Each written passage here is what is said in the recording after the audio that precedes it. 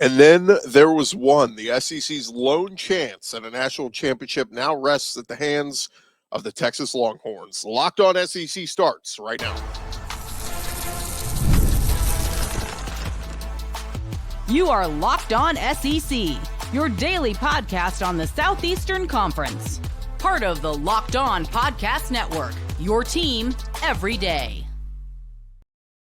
And what's up, everybody? Welcome into Locked On SEC. It's great to have you guys along. Happy New Year to everybody out there. On today's show, we'll discuss Texas being the SEC's last chance at a title as Georgia was eliminated yesterday. I'm Chris Gordy. Thanks for making Locked On SEC your first listen every day. Shout out to everydayers. We're free and available wherever you get your podcasts and on YouTube, part of the Locked On Podcast Network, covering your team every day. And today's episode brought to you by FanDuel. The NFL playoffs are almost here, but it's not too late to get in on the regular season action with FanDuel. Right now, new customers can finish the season strong with $250 in bonus bets if your first $5 bet wins. Visit FanDuel.com today to get started. All right.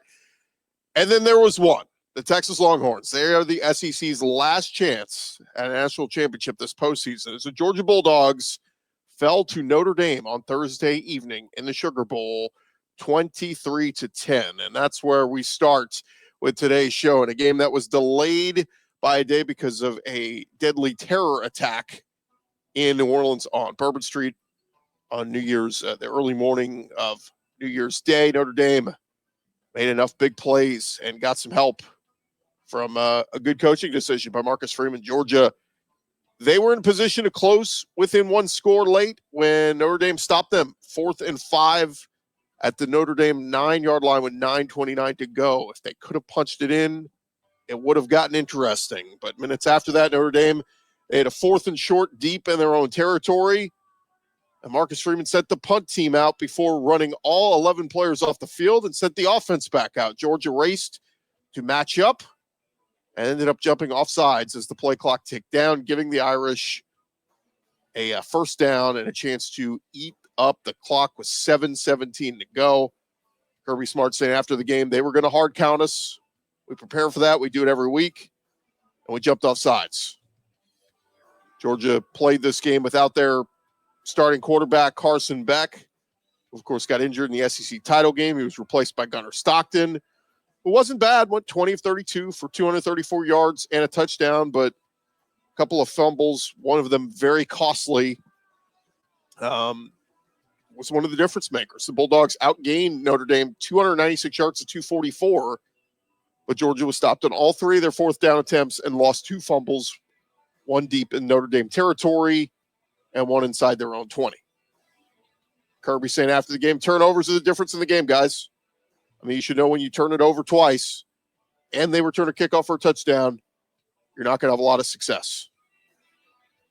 Georgia did fight. They were able to close the gap to 20-10 when Stockton hit Cash Jones for a 32-yard score.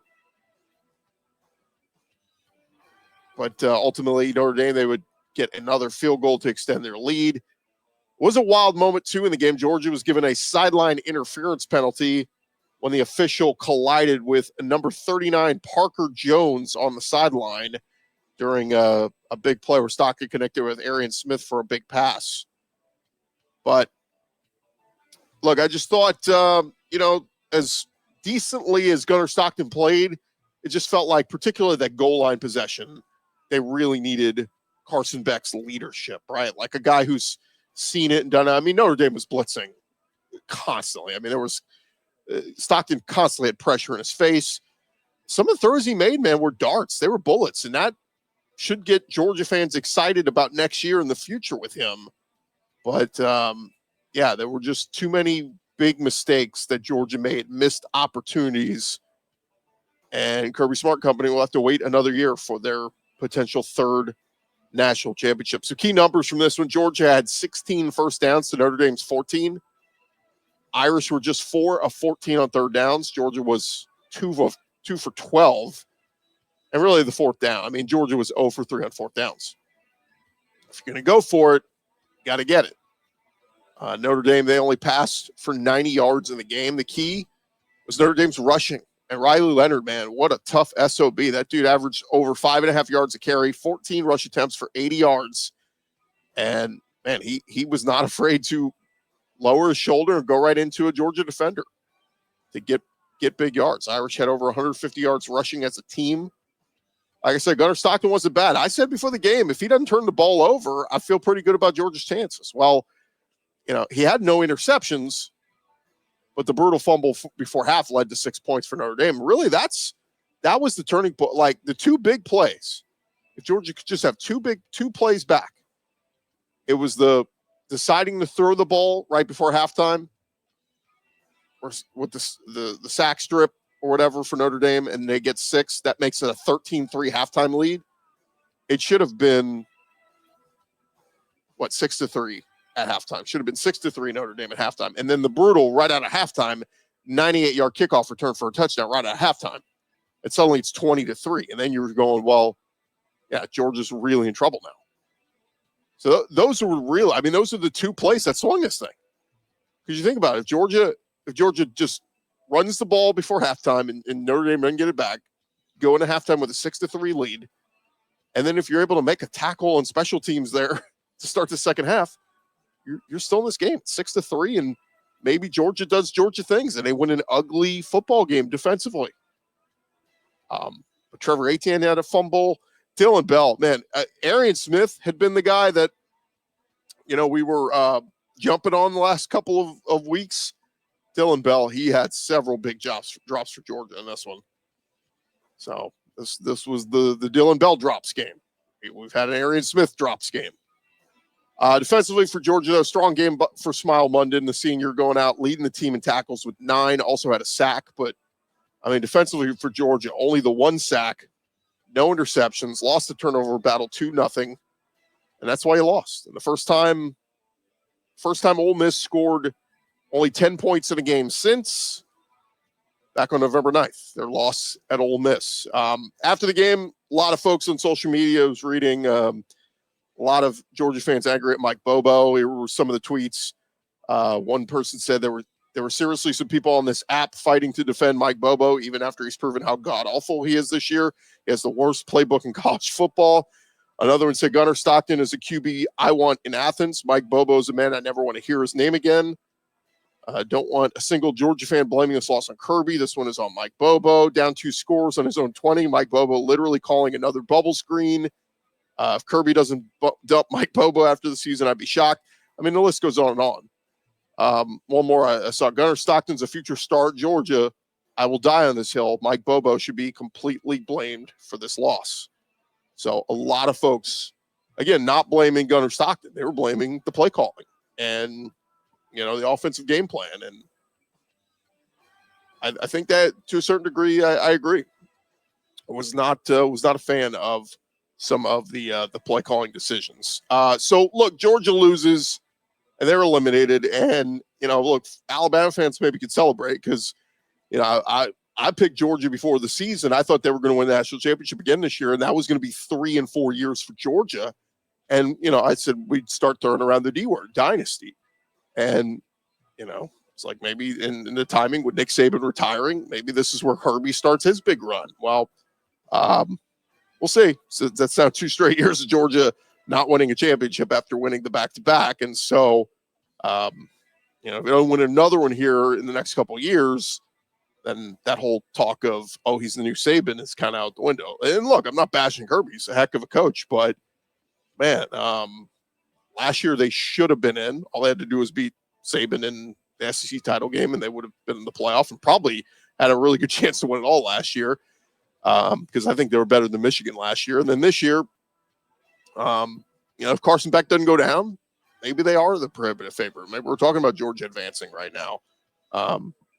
Again, just interesting. I did want to rant a little bit too on Greg Sankey. For those of you who didn't see this yesterday, he was on Paul Feinbaum and ranting on addressing the possibility of potentially shifting the college football playoff semifinal schedule. As things stood, the winner of Thursday's matchup between Notre Dame and Georgia will take on Penn State in the Orange Bowl on January 9th. And that's slated to be the first of 2 semifinal games. But the schedule has come into question with the postponement of the Sugar Bowl due to the thing that went down in New Orleans on New Year's Day. Sankey told Feinbaum he raised the issue of potentially flipping the schedule to have the Cotton Bowl scheduled for January 10th played before the Orange Bowl. He said, I recognize it's difficult. I don't know if it is impossible. I raised that question, and the focus quickly became today's kickoff, today's game. We'll see what happens. It's not an SEC-related issue, but I also know the communities have dates, they have plans, or stadium availabilities that can arise. Basically, they were saying the idea is Penn State has had several days off from their win, and that, the winner basically would have less rest. Now, again, that was with the expectation that Georgia was going to win. Unfortunately, Georgia loses, so Notre Dame will now on short rest go and play Penn State next Thursday in the Orange Bowl down in Miami. Friday will be the Cotton Bowl in Dallas. So it's all null and void now, but I just thought it was a little, come on, Greg Sankey, what are we doing? Like, they're not going to flip the dates and move the games around just because, and I get it, it sucks. The Georgia, they had to wait an extra day to play the Sugar Bowl, but I think that's really just pushing. And now you don't have a team in it, so, in that game, so it doesn't matter. Texas will play on Friday. Notre Dame, Penn State will play on Thursday. This has led to a lot of people bashing the SEC too. I saw David Ubben took to Twitter and said the SEC is the best league. It has a ton of championships, but if you watch closely this year compared to it with the rest of college football, it was clear the league did not stand above its peers in 2024. This is why people were so annoyed with the schedule strength argument. There are a lot of people in that conversation that don't watch everyone, just assume everything SEC is the best because it has been for a long time. Joel Klatt even went on to say the SEC is a great conference, but the narrative that they're clearly the best and deserve every benefit of the doubt needs to die. I thought it was kind of weird he used the words benefit of the doubt because the SEC did get 3 teams in. Nobody gave them the benefit of the doubt. Georgia, Tennessee, and Texas all earned their way in. Tennessee was outmatched by a good Ohio State team in Columbus, Ohio, and Georgia lost to a good Notre Dame team without their own starting quarterback. So I think these are all like kind of one-off arguments, you can make, but like, I don't like the whole just like conference thing because I don't know. Look, we love the SEC. Are we a little bit biased here? Locked on SEC? Sure. But like just the total overreaction of, oh, well, the SEC sucks or the Big Ten's really good because they've got multiple teams in the playoffs still. No, Ohio State has played their best football they've played all year in 2 straight weeks. What does that have to do with the conference they came from? Like, and the same thing with Penn State. They got, let's be real, a little bit of a cakewalk in their postseason schedule. I'm sure, if you want to flip it and tell Georgia, hey, you got to go play SMU and Boise State, I'm sure Georgia would have said, sign me up every day till Thursday and not play Notre Dame. Like they probably would still be standing here too. But I think it was just a little overreaction, all that. Stuart Mandel tweeted, meanwhile, after 3 years of Texas is going to get its brains beat in the SEC, they're the last SEC team left in the first year in the league. Stuart, nobody with any credentials said that about Texas this year. Barrett Sallee, in fact, picked Texas to go 12-0 in the regular season, and the SEC media picked Texas to finish second in the conference in the preseason and be a playoff team. So, man, we just love to overreact with narratives. How about this narrative? None of the final 4 teams left in the playoff won their conference. None of the final 4 teams had a first-round bye.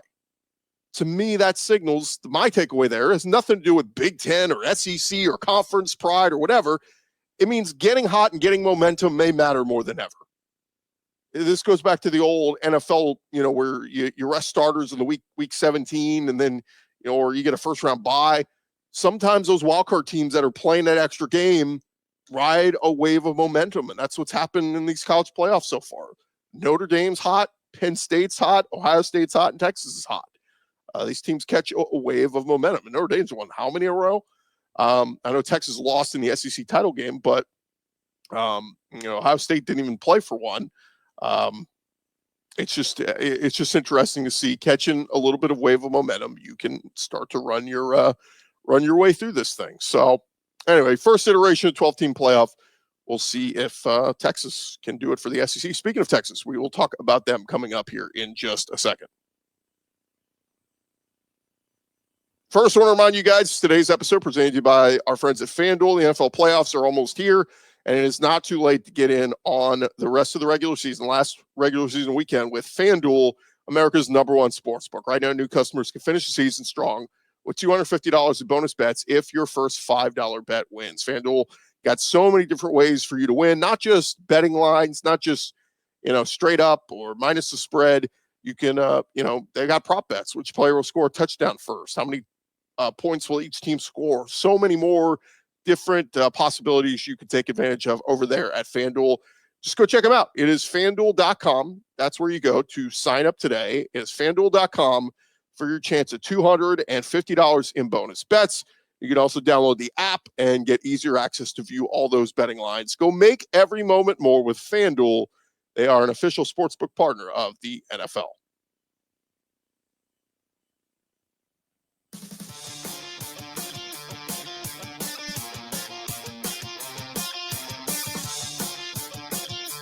All right, roll along here, Locked On SEC. Thank you guys for making us your first listen every day. Shout out to everydayers. Keep coming back and checking us out each and every day. All right, the SEC's lone chance at a national championship this postseason now lies in the hands of the Texas Longhorns and Steve Sarkisian. Texas defeated Arizona State in an epic game on New Year's Day, 39-31. And with Arizona State one play away from pulling off the comeback, a comeback for the ages, Quinn Ewers delivered a throw to Matthew Golden that saved the season for Texas. Ewers then passed 28 yards to Golden for a touchdown on 4th and 13 to force a second overtime. And it was Andrew Makuba's interception clinching a 39-31 victory for Texas after they squandered a 16-point lead in the fourth quarter and missed 2 field goal attempts, Burt Auburn, that could have won it in regulation. Steve Sarkisian said after the game, the one thing I know about our group is when our backs are against the wall, when our best is needed, our best shows up time and time again. The resiliency that these guys showed today was something that as a coach makes you really proud. But it was in double overtime after moving to the opposite end of the field. Quinn Ewers connected with Gunnar Helm for a 25-yard touchdown pass. And then one play later on the 2-point conversion, connected with Golden. And Longhorns finally put Arizona State away with the Makuba pick of Sam Levin. That sends Texas back to the state of Texas for the Cotton Bowl semifinal against number 6 Ohio State, who routed Oregon in the Rose Bowl. Like we said, Longhorns had a seemingly comfortable 24-8 lead early in the fourth quarter, but they allowed the Sun Devils to score twice and get both 2-point conversions to tie the game 24-24. Defensive back Jahdae Barron was named the Peach Bowl Defensive Player of the Game, delivering a great interception. And he's been a force in that Texas secondary. Winning the Jim Thorpe Award, had 11 combined tackles, 7 of which were solo. Big play for him. Big play for, again, Quinn Ewers wasn't great the whole game, but, man, when they needed his best at the most opportune time, they got it from Quinn Ewers. And Texas and Steve Sarkisian, they are moving on. Now, there was some controversy late in this game. Targeting. It's been college football's most controversial rule since it came around back in, I think it was 2008. With 1:15 left in the game, score tied, Arizona State completed a 10-yard pass to Stovall, the receiver, at midfield on 3rd and 15. Texas DB Michael Taff came up, made the stop, and both helmets collided on the hit. That play was reviewed for targeting, but no penalty was called. Kenny Dillingham, Arizona State head coach, he was upset. After the game, he said, in terms of targeting, I'm going to be honest. I don't know what targeting is, but I do want to protect the players. So whatever rules protect the players, I'm all about. So by definition, targeting is defined as either a forcible hit with the crown of the helmet of the defender or a forcible hit with any part of the body in the head or neck area, of which defined as a defenseless player. Former NFL official Terry McCauley tweeted out he thought Texas's hit was targeting because he thought it was a defenseless player. Gene Steratore said, yes, it should have been targeting. These are all famous officials now doing their thing as analysts. But obviously a penalty there would have extended the drive and given Arizona State a chance to play for the win. I saw some people even say, look, you can't call that right there, right? I mean, if you call that right there, you're setting up Arizona State. They're going to be basically in field goal range. And I mean, that'll decide the game. I just feel like we need to back off. I mean, like, here's the thing. When we see hits, like, we know, right? I feel like intent always has to deal with it. When there's a hit and you go, that's a dirty hit right there, that should absolutely be targeting, and that should be a penalty. But these plays that are just bang, bang, and like, and you can watch the replay, Taft's not trying to do anything devious. He's just going to tackle the receiver. And the helmet happens to hit the helmet. I feel like we need to get back to common sense on some of these things. Because I hear too often people going, well, letter of the law. Screw letter of the law. What was the intent? What should have happened there? And again, you want to get into it's targeting, well, then get rid of the rule. Again, we can have player safety. We can get rid of, bad, awful, mischievous hits. But we can also let some things just play out. And I thought that was a play that Taft wasn't trying to inflict pain on his, or get him with a really hard, serious hit. He was just trying to tackle him. And to me, it was almost like you would call it incidental contact. The helmet hit the helmet, yes. But that's where the rule needs to change. If it is the rule of targeting is defined as crowd of the helmet or a forcible hit of a defensive player, okay, well, let's change the rule then. It's like, guys, a receiver catching the ball and turning. Is he defenseless there? Did he get knocked out of the game? Again, a lot of people disagree with me. That's where I stand on it. But regardless, it wasn't pretty, but Steve Sarkisian, they're moving on. And a resilient Longhorn team. They got a lot to improve on and get ready before they face this Ohio State team for the first time since the 2009 Fiesta Bowl, a game that Texas won 24-21. The Cotton Bowl on January 10th will make the fourth meeting overall between Texas and Ohio State. Texas leads the all-time series 2-1. And by the way, FanDuel currently got Ohio State as the early favorites and under close to 6-point favorites. So if you like Texas in the upset, you can take advantage of that over at FanDuel. All right, a few more notes here. This segment, shout out to Ole Miss getting it done last night, beating Duke in the Tax Slayer Gator Bowl. Jackson Dart finishing off his career, and he broke Chad Kelly's single-season passing yardage record and a total offense record. Both those records set in 2015. He connected on touchdowns to Daquan Wright, Juice Wells, a nice cap to Jackson Dart's career in Oxford. Wish him the best of luck moving on. But Lane Kiffin finishes the season with a W. One other note here over at Oklahoma. Could they be getting closer to finding their new defensive coordinator? Numerous reports indicate that the Clemson Tigers are in search of a new defensive coordinator after reportedly parting ways with Wes Goodwin. Goodwin spent the past 3 seasons leading Clemson's defense after the former defensive analyst was promoted to replace Brent Venables when he left to become head coach at Oklahoma back in December 2021. A report from Oklahoma outlet The Crimson Captain suggested Goodwin is reportedly expected to join Venables' staff at Oklahoma. For those keeping track, defense coordinator Zach Alley spent just 1 year back with Venables and took the DC job at West Virginia. So Brent Venables looking for a new DC, and it sounds like it'll very likely head towards being Wes Goodwin from Clemson, but we'll certainly pass along once that is confirmed. All right, still more to come here on Locked On SEC, part of the Locked On Podcast Network, covering your team every day.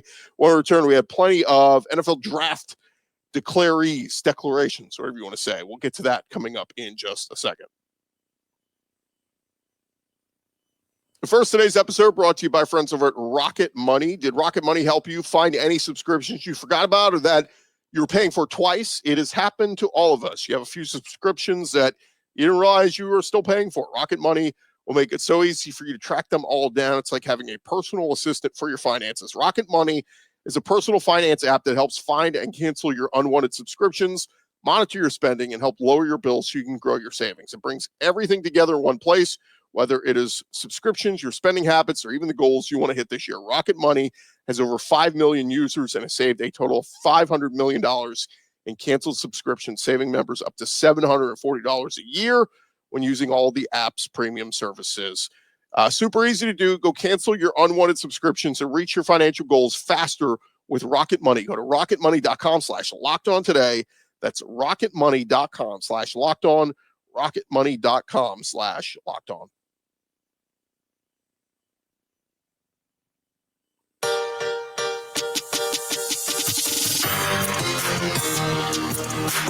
All right, final segment here on Locked On SEC, and we've had a lot of guys declaring for the NFL draft here the last couple of days, so we got a lot to catch you guys up on. So let's dive right into it as a couple guys announcing yesterday, and we'll start with the Alabama Crimson Tide as Jalen Milroe officially, after the conclusion of the ReliaQuest Bowl, revealed his decision on social media that he is heading off to the NFL draft. He tweeted out a message, said to my teammates, brothers, thank you for the blood, sweat, and tears, to the bonds we've created, to Coach Saban, to Coach DeBoer, the entire Alabama family. Thank you for embracing a kid from Texas and allowing me the honor of wearing the script A. Milroe, of course, had highs and lows all throughout his career there at Alabama. Against Georgia, he delivered one of the best all-around performances. Looked like one of the best quarterbacks out there. But against Oklahoma and Michigan, struggled mightily with 4 combined interceptions, 6 total turnovers combined. Also threw 2 picks and lost to Tennessee. We'll go down in Crimson Tide lore as the final quarterback of Nick Saban's era and the first of Kalen DeBoer's tenure with the program.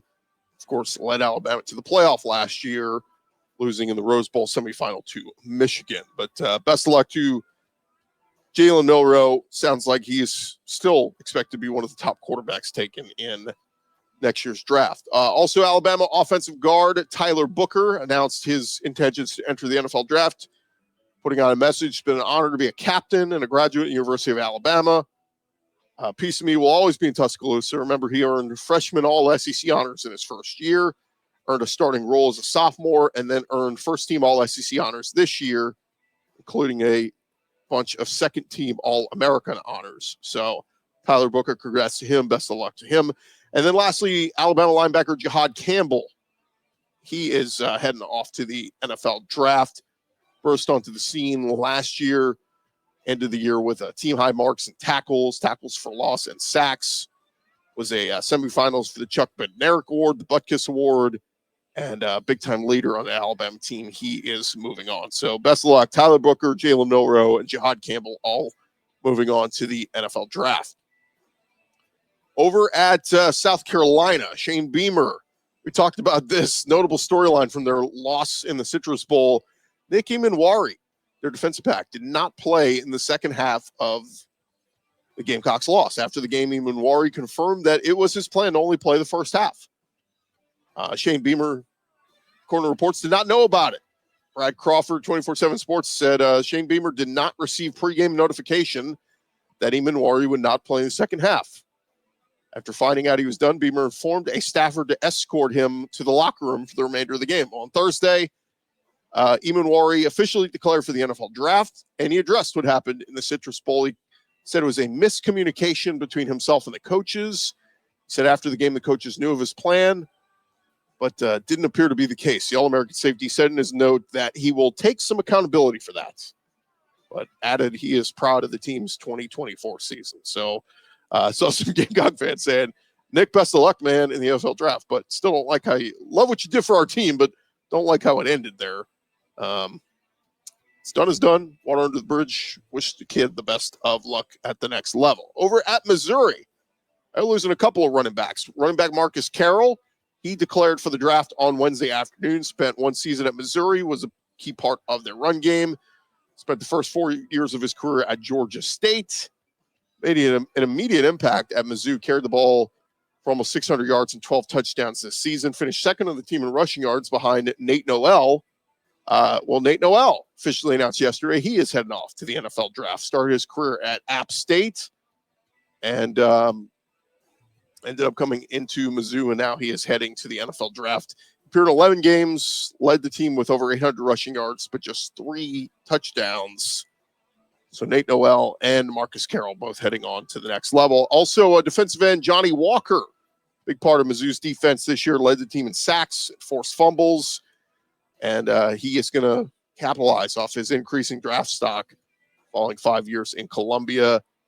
big part of that defense, and he is heading to the NFL draft. Over at Florida, Triquez Bridges came over to Florida and as a transfer from Oregon, and he is going pro going into the NFL draft. Led the Gators in tackles this past season. Said, after prayer and thoughtful consideration, excited to announce I'm declaring for the NFL draft. So Florida will look to replace him. All right, how about some portal news? Over at Texas A&M, wide receiver Noah Thomas reportedly entering the portal after 3 seasons at College Station. Remember, he was one of the buzzes of the summer about, is this going to be the guy who steps up as the go-to target for A&M this season? Well, very talented receiver, started for the Aggies this past year, 39 catches, almost 600 yards and 8 touchdowns. And he will be moving on. You got to think a lot of teams going to be interested in him. Over at Kentucky, former wide receiver Hardly Gilmore announced he is heading to Nebraska. I believe that's following Dane Key as well. So 2 former Kentucky wide receivers heading to Nebraska. Over at Alabama, they're losing a couple wide receivers. Our receiver Jaron Hamilton spent 2 seasons with the Crimson Tide, made 4 appearances this season. Did not record an offensive statistic in his Alabama career. Will have 3 seasons of eligibility remaining. And wide receiver Amari Jefferson entered the portal, was a 4-star prospect, number 5 prospect out of the state of Tennessee last year. Did not see any playing time this year as a true freshman. All right, how about coming back for Alabama? LT Overton announced he is coming back. He will forego the NFL draft. Spent the first 2 seasons of his college career at A&M before transferring to Alabama last year. Made an immediate impact for the Tide. 42 tackles, 3 tackles for a loss, and 2 sacks. So you got to thank Kalen DeBoer. Very excited to get LT Overton back. Over at Auburn, they got a big boost. Offensive lineman Jeremiah Wright announced he is going to play another season for Auburn. 6'5", 333 pounds. Tweeted out or posted on Instagram, I'm back. So good for Auburn fans. Excited to get him back. All right, there you have it. You are completely caught up on what's going on around the conference. Thank you guys so much for making Locked On SEC your first listen every day. Shout out to everydayers. Keep coming back and checking us out. Hey, for your second listen, check out Locked On Longhorns. Our guy Jonathan does a great job with that.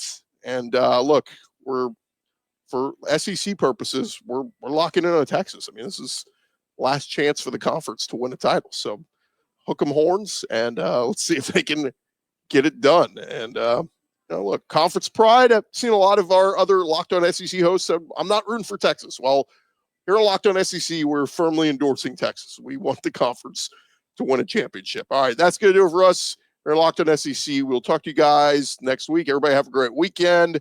And got plenty to discuss next week with the Texas Longhorns and possibly more portal movement with Georgia and others. We'll talk to you guys then.